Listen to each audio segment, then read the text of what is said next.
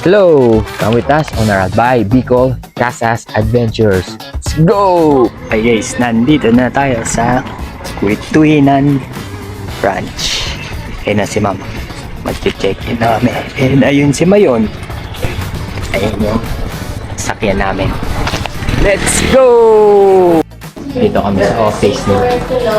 Nandito na tayo sa Quituinan Ranch.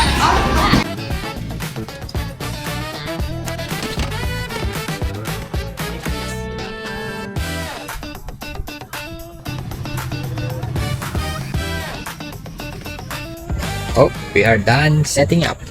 And mom's gonna cook dinner. There's the Mayon sleeping. So, see you later at dinner time. Ito yung pang camper sa harap. Ayun. Where did he hide? I cannot find. Ah! Oh, nag-midnight snack lang kami. Ayan. And then, natutulog na kami. Add our tent sleeping area setup, kitchen and dining setup, mini CR sa ating gabi. And maglalagay si bossing ng canopy dito. And nag-charge kami ng 100 watts tsaka 60 watt na solar panel. So, pakita ko lang sa inyo ang aming setup. Ayan o. Diba? Unti-unti namin binild to. Yan. Una ito, meron kami. Mas lumang tent. Pinagbili namin yung lumang tent. Pinalit ito. Yan.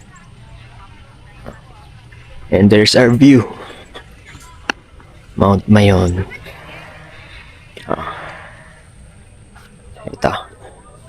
Ito yung mini CR. Pang-ihian lang yan. Hindi yan pwede magpupup dyan.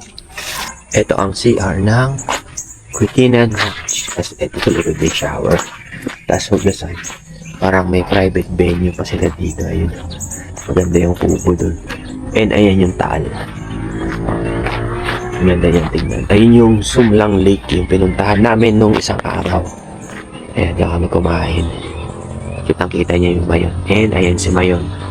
Ganda ng gising ni Mayon ngayon. Kahapon nagtago. Pero ngayon ayan.